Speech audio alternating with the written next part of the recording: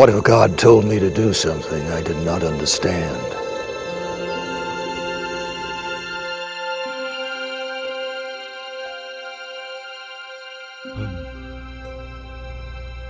Taking Isaac to Moriah,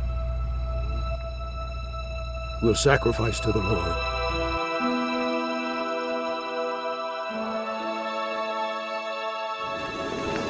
Father, why do we sacrifice? We sacrifice out of obedience. It's how we worship. The fire and wood is here. Where is the lamb for the burnt offering? The Lord will provide himself a lamb.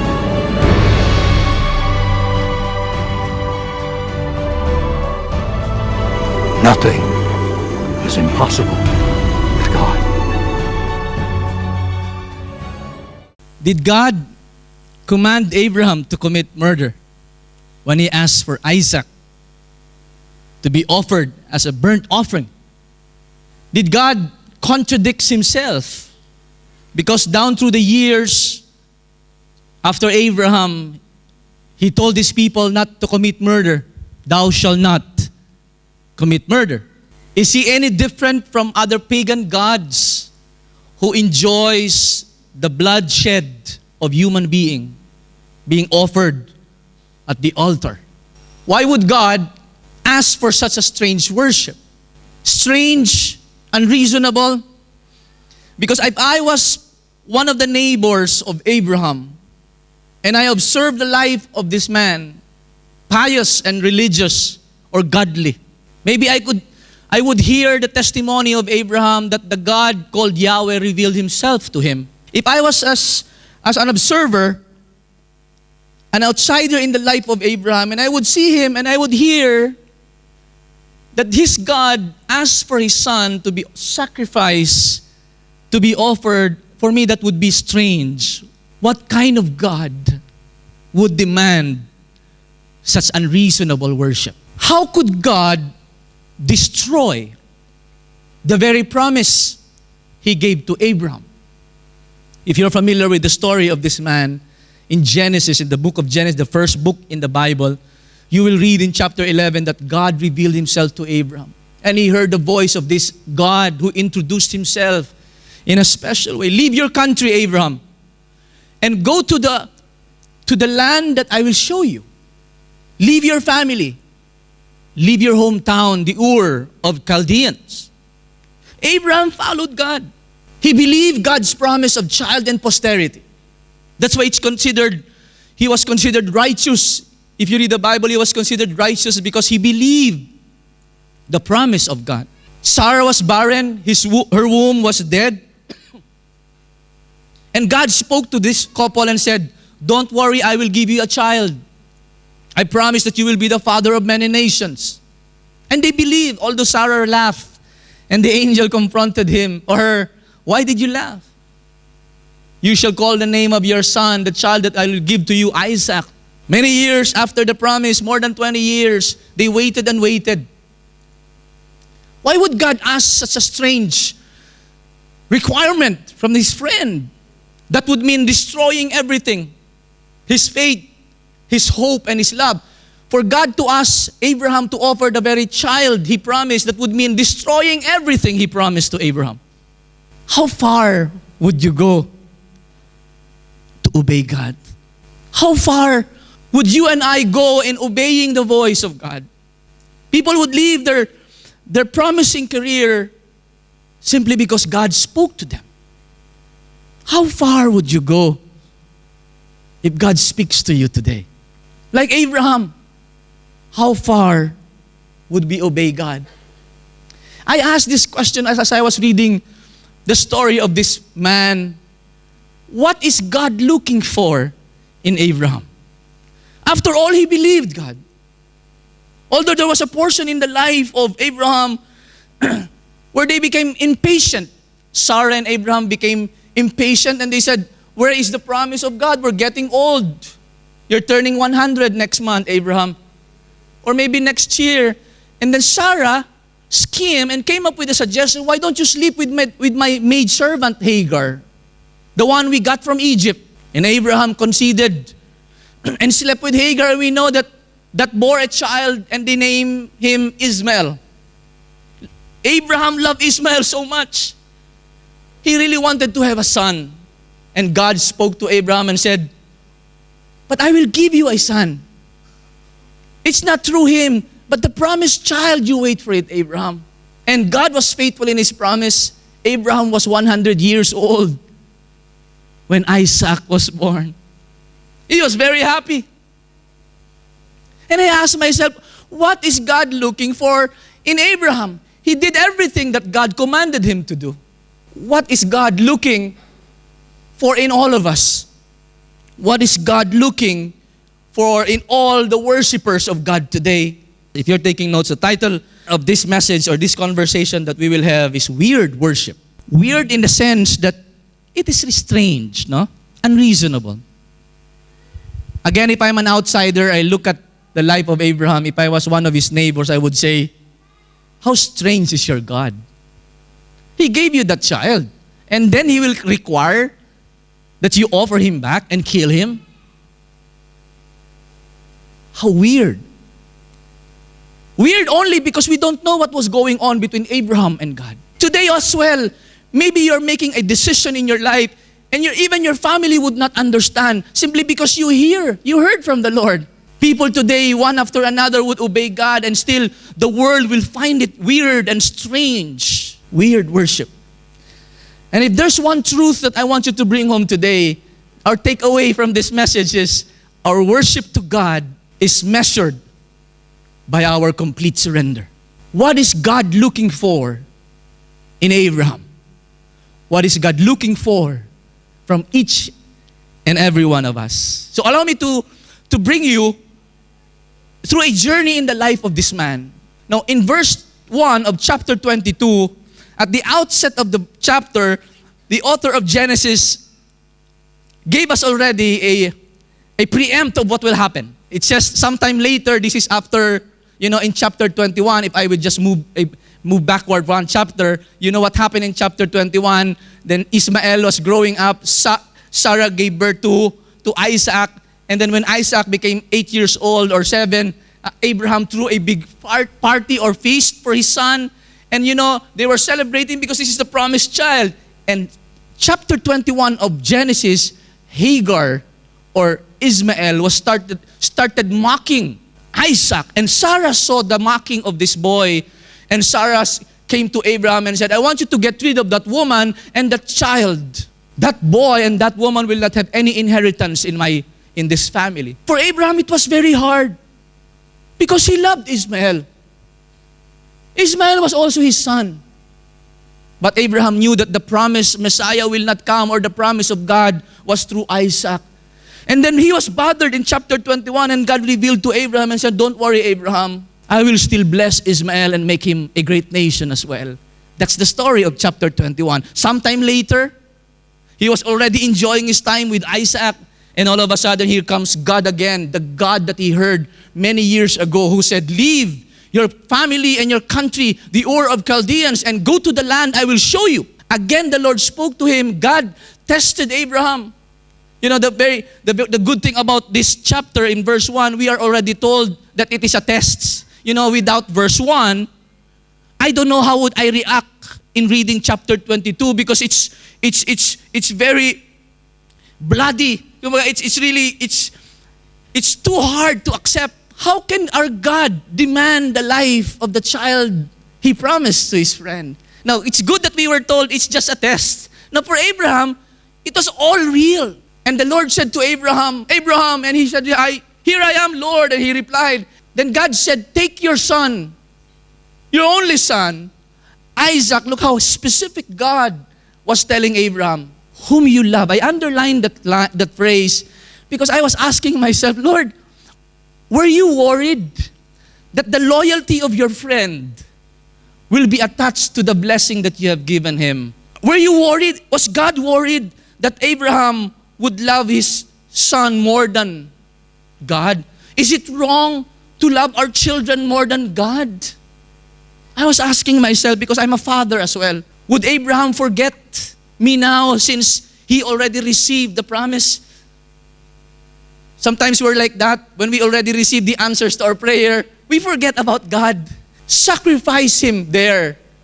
Look at God, very specific. Sacrifice Isaac there as a burnt offering on one of the mountains I will tell you about. It's true that there's an instructions going on that is not revealed in Genesis. An instruction that was going on with Abraham and God. He would tell Abraham which mountain he was referring. Pause for a while. I want you to read this. In the ancient Near East, where the setting of Abraham, ancient Near Eastern countries like Mesopotamia, Egypt, the Babylonian area, these ancient Near Eastern countries, they have this belief or notion that the God who provides fertility, which is El, where we got the name El Shaddai, because they call it's a generic name for God, the highest God is El. They have this, the God of fertility is also entitled to demand a portion of the blessing.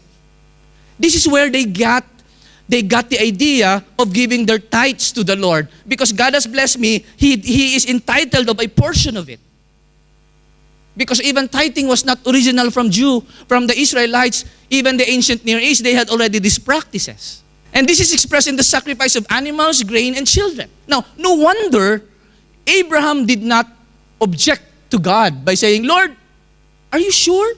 Burnt offering? Because Abraham was familiar of burnt offerings. It was not something new to Abraham. Maybe he saw already people who sacrificed their children. No wonder Abraham did not object God or even reason out with God. Look at the next verse, you'll be surprised. The next verse, early in the morning, I don't know where God revealed himself to Abraham. Probably he came home, and I was asking, did he inform his wife, Sarah?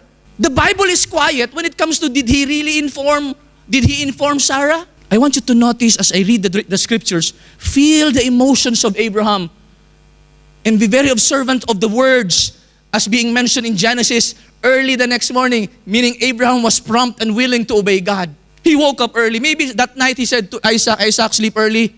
Tomorrow we will have a journey. He did not overslept and say, anyway, God can wait. 10 o'clock in the morning, that's the time, let's go. No, he woke up early in the morning. Got up and saddled this donkey. He took with him 2 of his trusted servants and his son Isaac. I'm not sure at this moment whether Isaac was aware of what they're going to do, where they're going. And what happened after that? Abraham cut the wood. Enough woods for the burnt offering. He set out for the place God told him about. Now, there is the instruction that is not revealed in Genesis. There is this instruction that God told him about. Maybe you're familiar with the story, but you have missed this. On the 3rd day, can you imagine? It was not several hours of journey. It was 3 days journey. I could imagine the ordeal of Abraham. He could back out anytime. And for him to realize, I would imagine, let's go Isaac. They would journey. They would walk with the donkey. And then they would reach the point of 6 o'clock in the evening. They would pitch a tent and cook their meal. And Isaac was there, and he would not mention to Isaac. Night and day they would pray.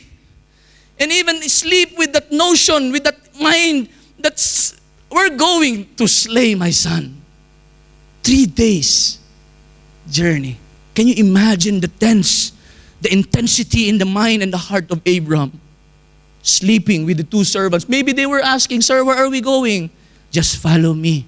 He looked up, he saw this mountain, and then he said this strange statement to the servants. He said, okay, boys, stay here with the donkey while I and the boy go over there, and we will worship the Lord. We will worship, then we will come back to you.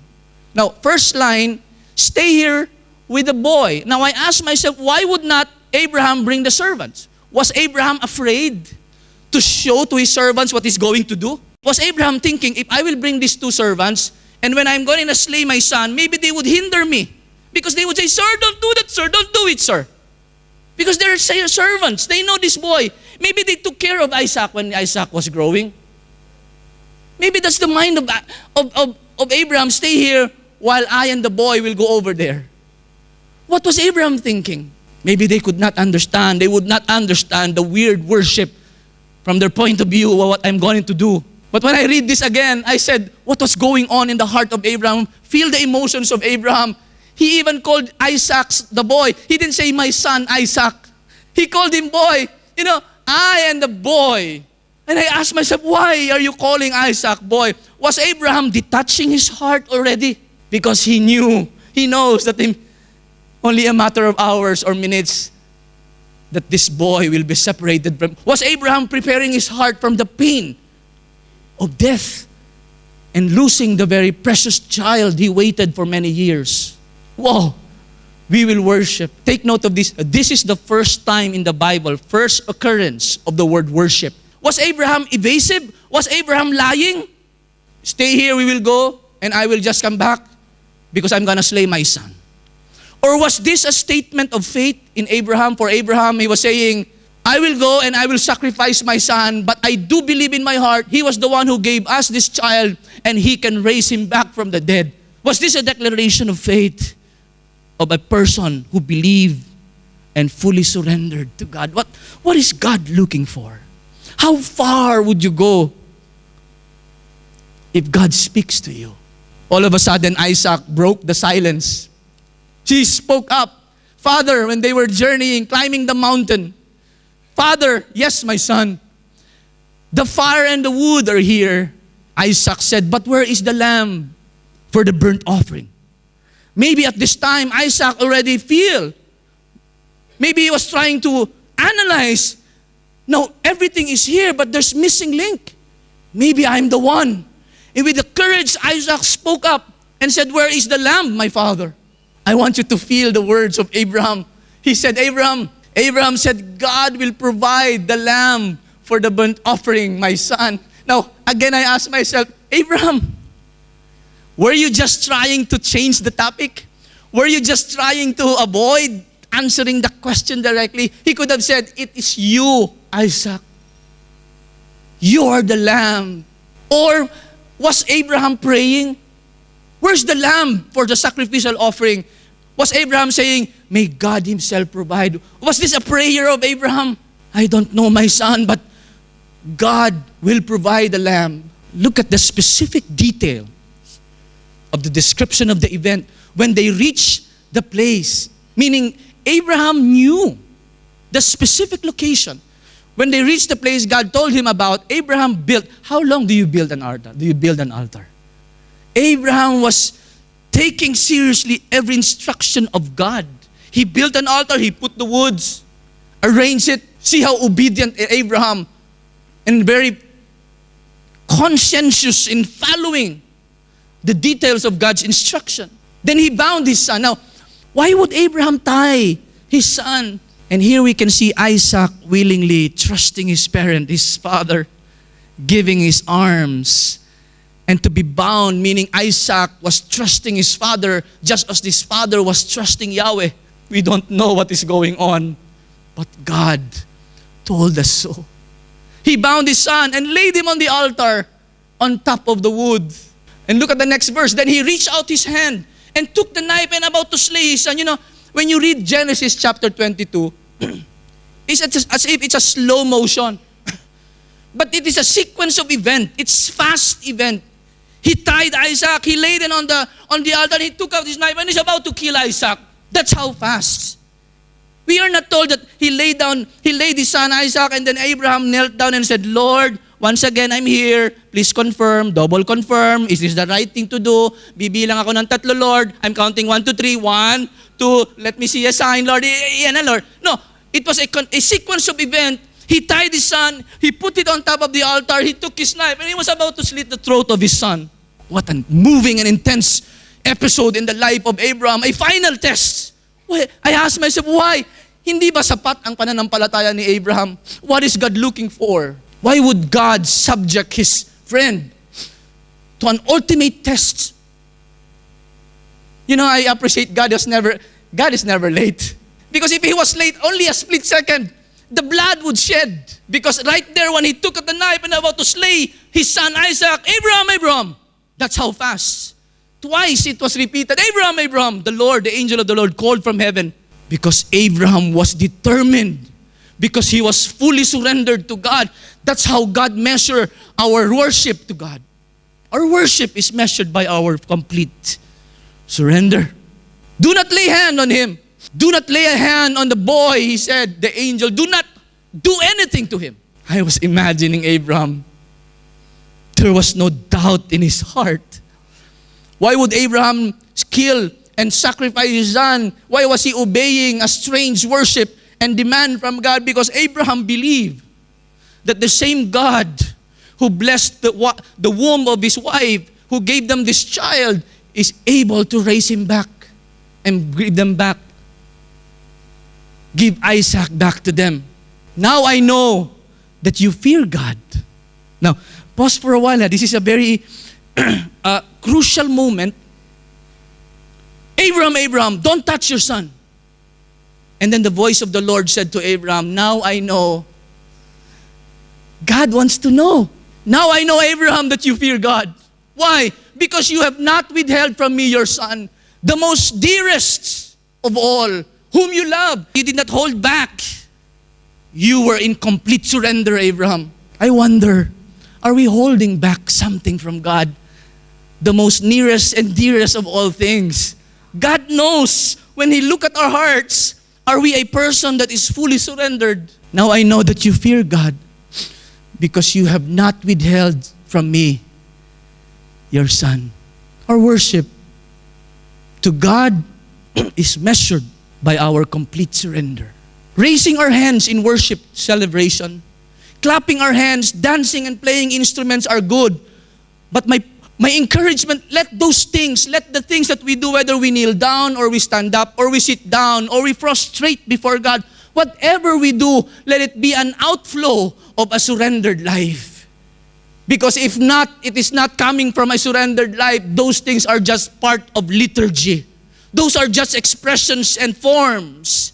And God is not moved. When God sees our hands raised, when God sees our heads bowed, He is looking at our heart, whether we are also bowing and surrendering to Him. A person that is kneeling down, a person standing, a person that is prostrating before God, or someone sitting down, we cannot judge who among them are truly worshiping. Only God can see the heart.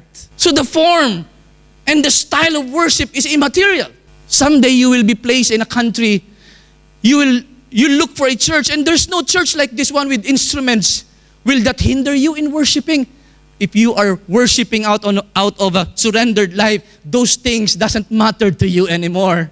When you go to the province and they don't have electric guitar, they only have ukulele with 2 strings, and you're still able to worship because it's an outflow of a surrendered life. Whether it's under the mango tree or in a cathedral, whether it's traditional or contemporary kind of worship, it doesn't matter to a person who is fully surrendered, because our worship to God is measured by our complete surrender.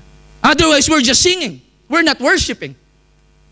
Otherwise, I'm just jumping and playing instrument. But that's not worship before God. Because if He knows that our hearts are not surrendered, our lives are not surrendered, we are holding back something from Him. What is God looking for? How far would you and I go? I hope that when we come to church, when we read the Bible, that it leads us to a complete surrender to God.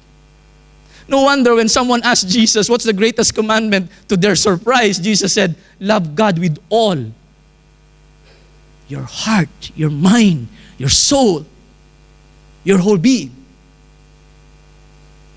Now I know that you fear God because you have not withheld from me your son, your only son. And if you read verse 1, verse 2, whom you love. Alam ni Lord, no? Abraham looked up, and there in a thicket, in a bush, there was a ram caught by its horns, and he went over and took that ram and sacrificed instead of his son. Now, this gives us the picture that God does not approve human sacrifice.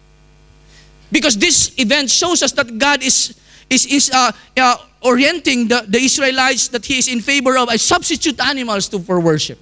Although during the time of Abraham, many pagans are still doing a human sacrifice, but the difference between Christianity and Judaism is that God does not approve human sacrifice. It comforts us today because God would not ask my son, Haniel or Jairel or Initial to be sacrificed because He's not that kind of God.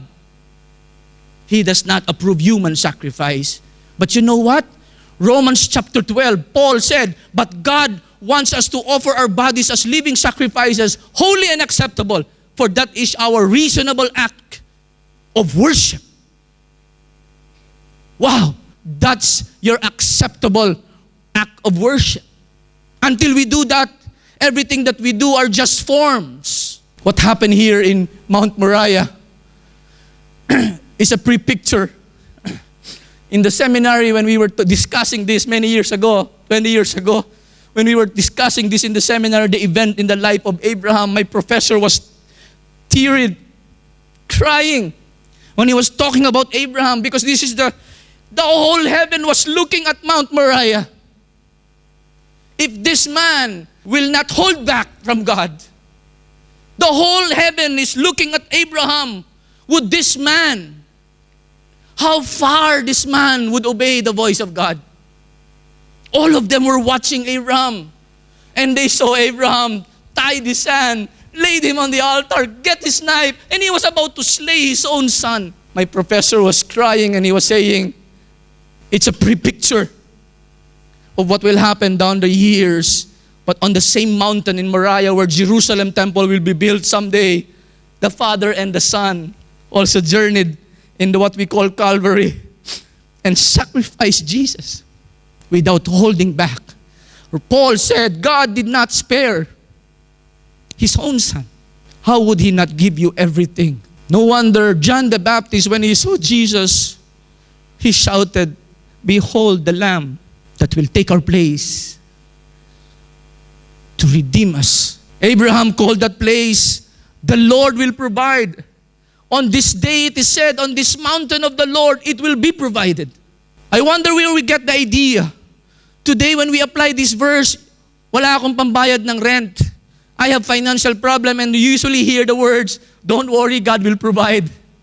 This is where we get that verse. But this verse has nothing to do with finances.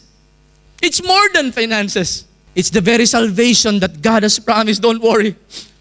You, instead of you to be crucified, I will give and send my son someday. If this man will not hold back, maybe God was looking at Jesus. Maybe the Father was looking at Jesus. Look at this man who does not hold back anything from us. Someday God proved Himself as well when He gave Jesus. Why are we holding back? And the Lord spoke again to Abraham for the second time. I swear by myself. Why by myself? Because there is no one higher than God. He could not say, I swear by this one or by the moon. No, He's almighty. That's why He can swear by Himself. I swear by myself, declares the Lord, reaffirming the covenant with Abraham. Because you have done this. Which one? You have not withheld anything from me.